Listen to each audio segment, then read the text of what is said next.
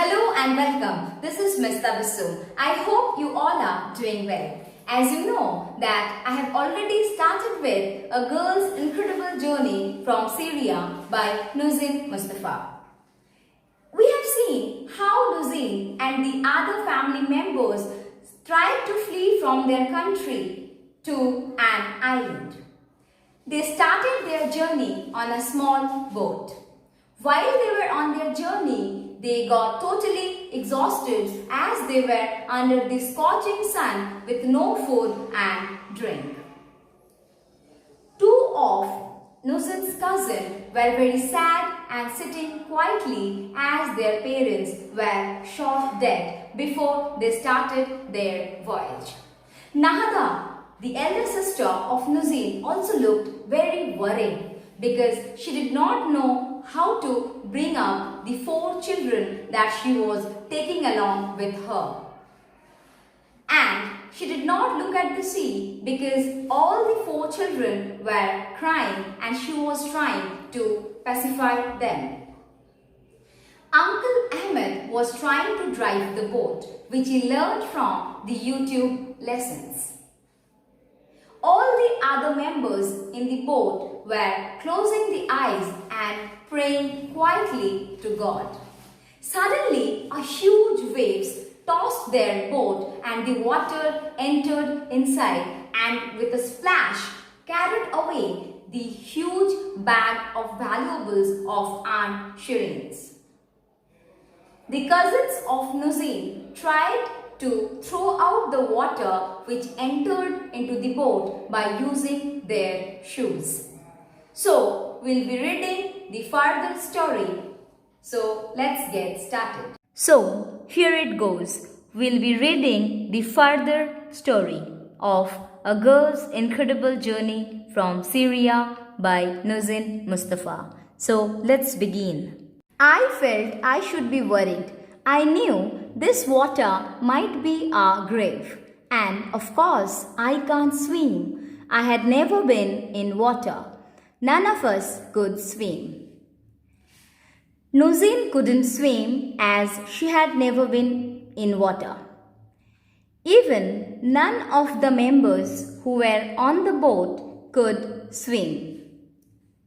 Nuzin felt very worried as she was confirmed that the seawater might be their burial place as there was no chance of survival.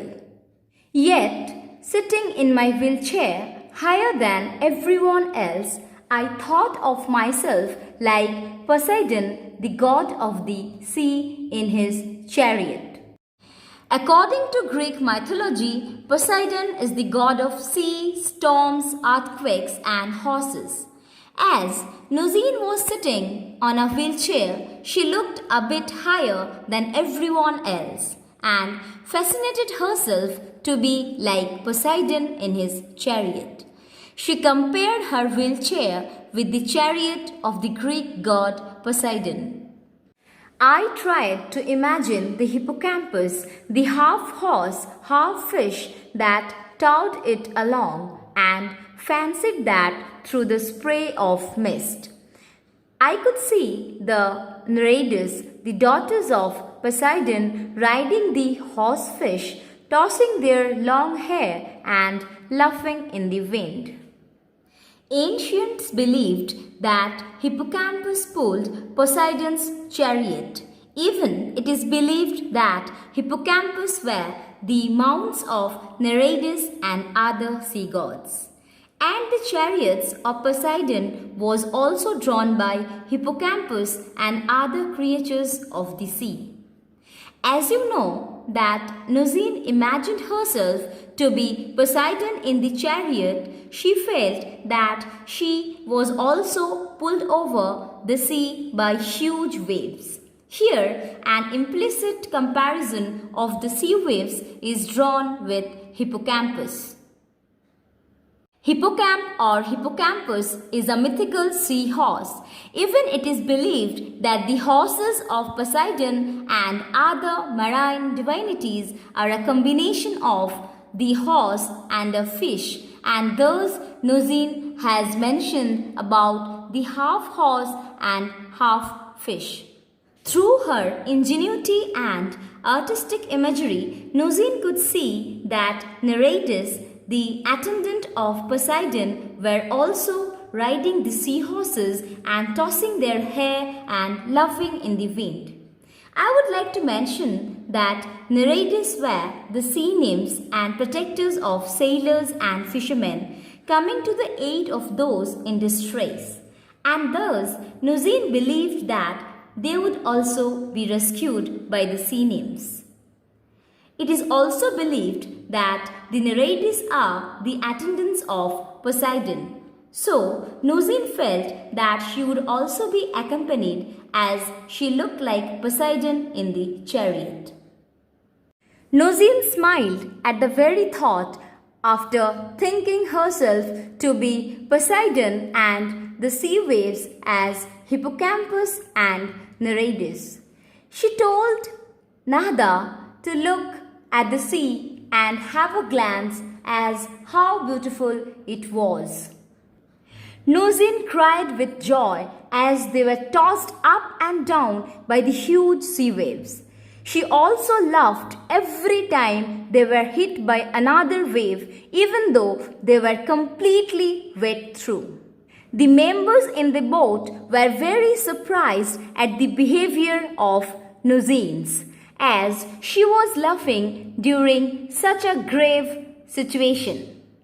So, one of the members of the boat said that Nozin really needs to visit a doctor who treats mental illnesses because she was laughing during such a terrific crisis. But the reality was that Nozin was also praying quietly at her heart. We were so intent on our own boat that we didn't see what happened to the other three living with us. But Mustafa, scrambling up the cliff to follow our journey with binoculars and report back to our parents, was horrified. As I have already mentioned that when Nozin and her family members were leaving their homeland Syria, 3 other boats also started their voyage along with them. Mustafa, the brother of Nozin, did not live with them. Rather, she was there in Syria. So, when the boats moved farther from the island, Mustafa climbed the cliff to follow where the boats were heading to. You know what? Cliff is a shift rock face, especially at the edge of the sea. Mustafa kept on looking through a binocular and were reporting the whereabouts of the members of the family who were in the boat to his parents. As he watched, the first boat left with the waves and was quickly overturned. We were the second boat to go. The third got much of the way and overturned close to the island, leaving the people to swim. The fourth was picked up by the Turkish Coast Guard. Mustafa was horrified as he watched through his binocular. The very first boat that left for the island was quickly overturned. The third also went a little ahead and overturned when they were very close to the island, and thus the people who were in the boat were forced to swim back to the island. The fourth boat was picked up by the Turkish Coast Guard because these were refugees and they were trying to enter a country without any visa or passport. Mustafa was in tears on the phone to my father because he didn't know if it was us. In fact, we were better off as there were fewer of us compared with the other boats, and Uncle Ahmed's YouTube lessons had proved useful. He went against the waves instead of with them and got us to sit more on the side where the waves were hitting the boat to keep it down. As Mustafa was watching through his binocular, he saw what was the fate of the boats and thus broke in tears over the phone when he was speaking to his father, because he really did not know that whether that boat was of his family members. But Nozin here says that they were better off as only 38 members were there in their boats. And Uncle Ahmed's YouTube lesson also proved useful as he rowed the boat in a very efficient manner. Not only that, he did not bump on the waves, instead he went on against the waves. After a while, a mist came down and we could no longer see Lesbos ahead. I hoped we were going the right way. Mahmoud kept looking at my wheelchair. I knew we had agreed that if it became a danger, we would throw it into the sea, but surely he wouldn't really do that. As they were proceeding towards the island, suddenly a splash of water came and made everything so hazy that they couldn't see their destination. That is Lesbos. Lesbos is a Greek island which is located in the northeastern Aegean Sea. Nozin hoped that they were going the right way. Mahmoud kept looking at her wheelchair because she had finally agreed that if it really becomes a threat, then they would be throwing the wheelchair into the sea. But Nozin is hopeful that Mahmoud won't really do that. Now, here goes think and answer the question. Question number 1. Why do you think Nozin felt like a 6-year-old on the boat? Answer. Nozin felt like a 6-year-old because this was her first time on the boat.